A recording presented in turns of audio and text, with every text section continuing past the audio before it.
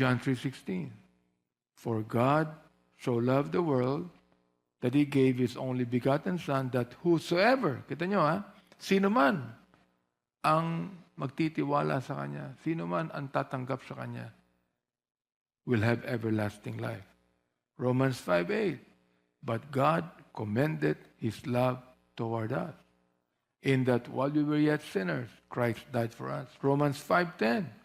For if, when we were enemies, nung tayo ay kalaban pa, anong ginawa ng Panginoon?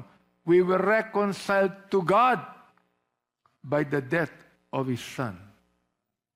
Tayo'y pinagkasundo sa Diyos sa pamamagitan ng kamatayan ng Kanyang anak. Being reconciled, ano nakalagay? We shall be saved by His life. Because we are reconciled to God, naligtas tayo. Diligtas tayo ng Panginoon.